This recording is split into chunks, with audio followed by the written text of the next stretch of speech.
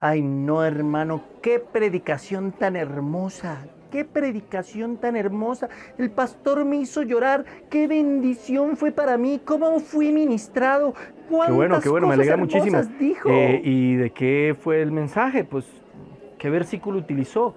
¿Qué análisis bíblico hizo? ¿Alrededor de qué tema, de qué texto específicamente nos habló? ¿Y cuál fue la interpretación del texto? Pues yo no sé, no me acuerdo, pero fue muy bonita, muy bonita.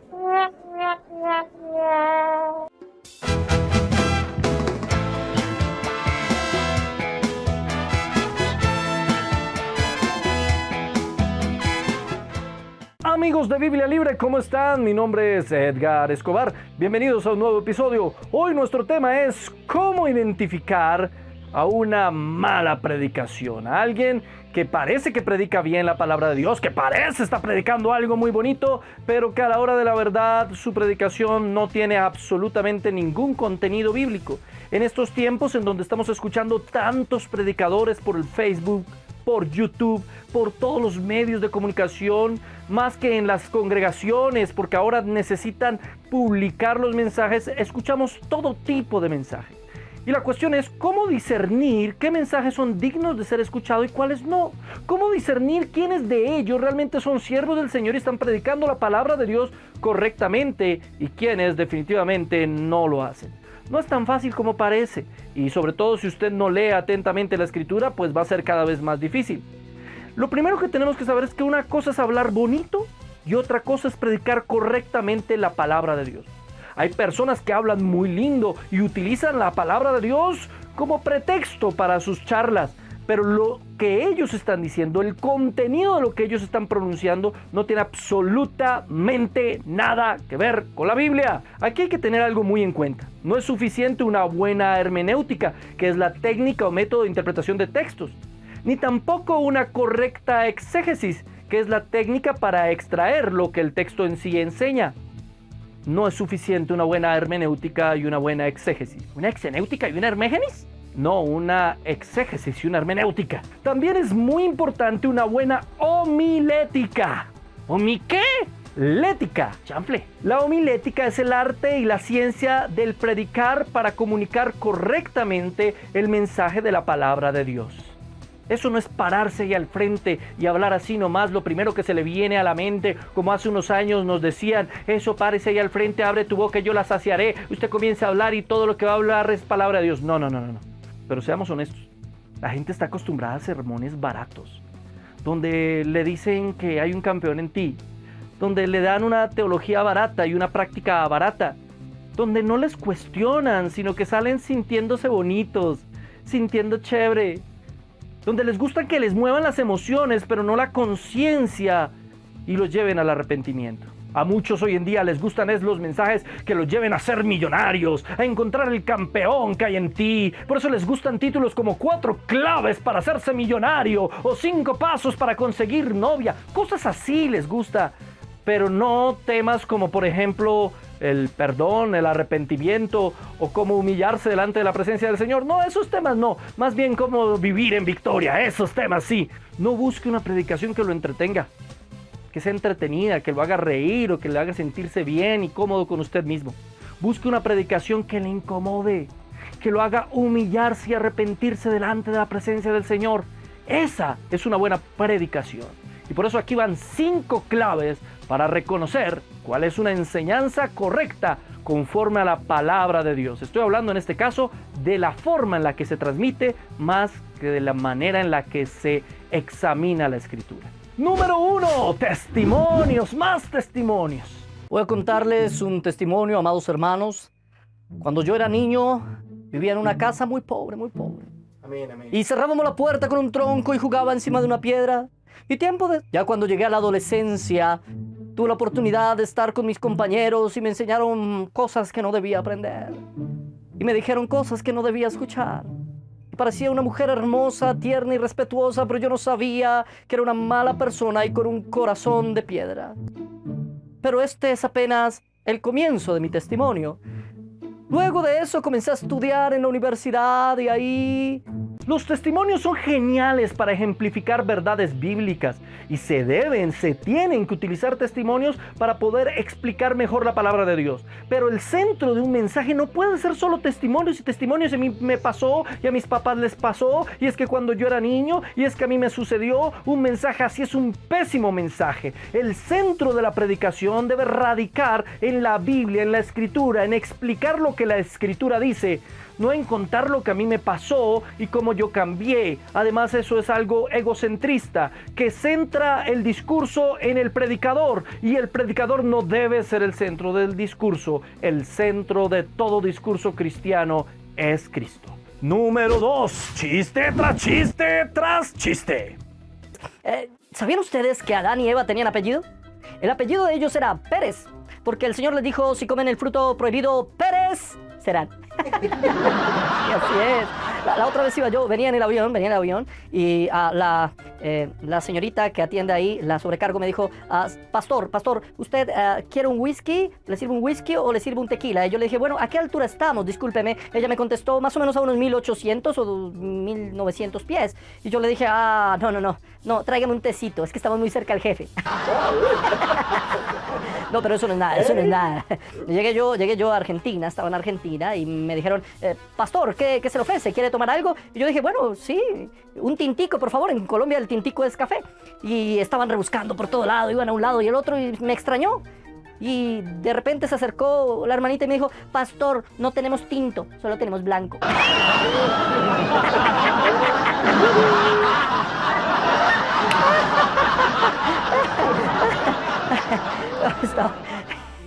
Estaba la otra vez con John Piper. Estábamos con John y John me dijo: pastor, ¿quieres escuchar la voz audible de Dios? Y yo le dije: Piper, claro, ¿quién no va a querer escuchar la voz audible de Dios? Y John me dijo: bueno, entonces lee tu Biblia en voz alta.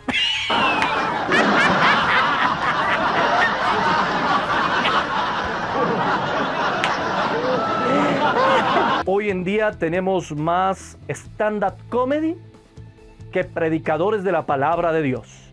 Y todo el mensaje se convierte en un completo chiste. Ay, calle usted mismo, usted no se la pasa echando chistes aquí. Chistes bien malos, además, bien malos. Sí, pero yo no estoy dando un sermón. Estoy enseñando cosas en un lenguaje audiovisual. Si usted escucha un sermón mío, se encontrará con un chiste de vez en cuando, pero todo el sermón no va a ser chiste. Escúcheme eso, si quiere ver un sermón mío, puede entrar a Biblia Libre Prédicas. Pero al igual que con el punto anterior, yo no puedo enfocar y centrar mi mensaje en solo anécdotas chistosas y graciosas. La gente va a salir contenta, feliz, y dicen qué bendición de mensaje porque se rieron muchísimo. Y a lo último pueden tocar un poquito más de emociones y los pueden hacer llorar. Pero ¿realmente el mensaje fue eficaz? ¿Realmente aprendiste algo nuevo de la palabra de Dios? ¿Realmente el centro fue la Biblia y Cristo? ¿O fue simplemente el chiste tras el chiste que te hicieron sentir cosas? Es que un buen mensaje no es el que te hace sentir cosas, es el que te hace reflexionar sobre tu comportamiento. Número 3. La Biblia es solo un pretexto. Apocalipsis capítulo 3, versículo 20, dice la palabra de Dios: he aquí, yo estoy a la puerta y llamo. Si alguno oye mi voz y abre la puerta, entraré a él y cenaré con él y él conmigo. El matrimonio es algo bastante complicado. Es una de las cosas más difíciles de la vida. Cuando entendemos que debemos ser fieles y responsables, entendemos este versículo. Está absolutamente relacionado. Y está absolutamente relacionado estar a la puerta y llamo con ser un hombre que sabe llevar sabiamente su matrimonio.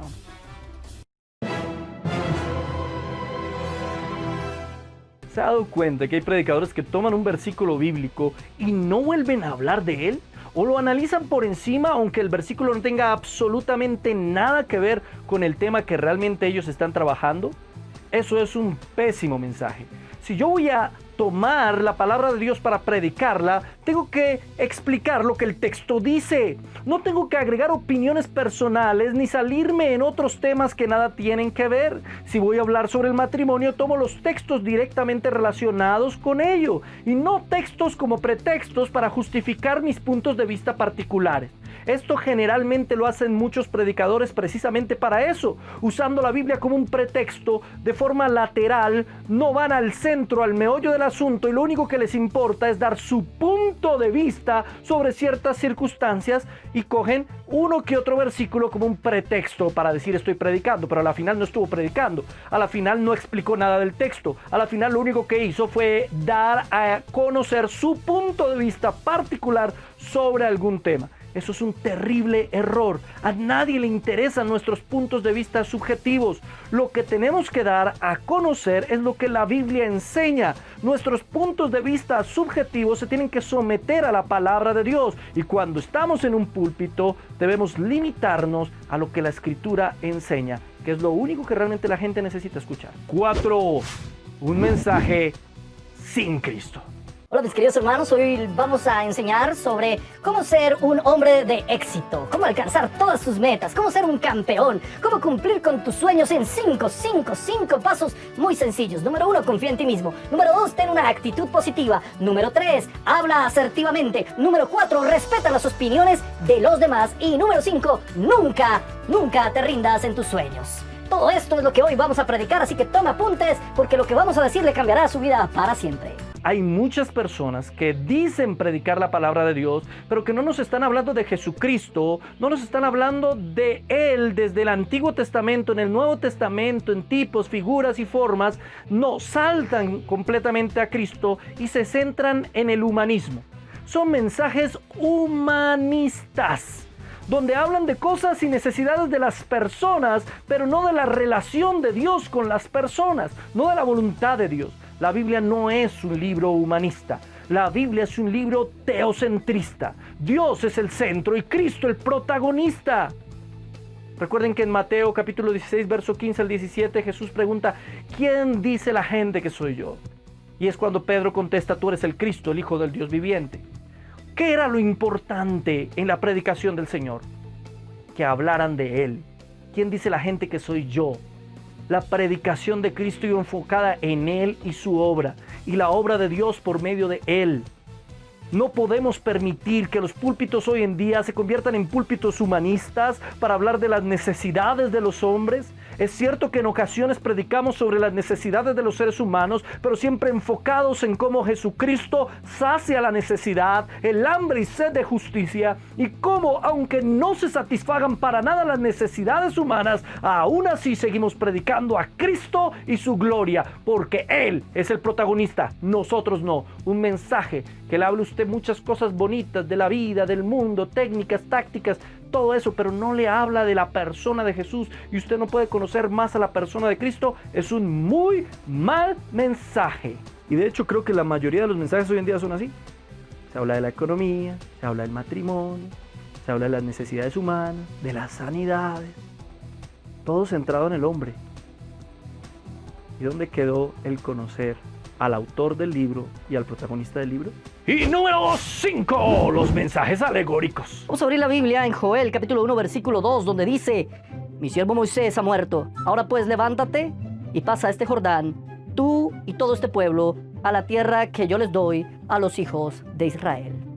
Tenemos que entender que la Biblia nos está hablando, número 1, de que Moisés representa todas esas cosas en tu vida que no te dejan salir adelante, esas cosas del pasado, que fueron triunfos en el pasado, pero que ahora ya no son nada. El río Jordán representa los obstáculos de la vida. El río Jordán representa a tu jefe que no te deja salir adelante. Representa a las personas que tienen negatividad en contra tuya.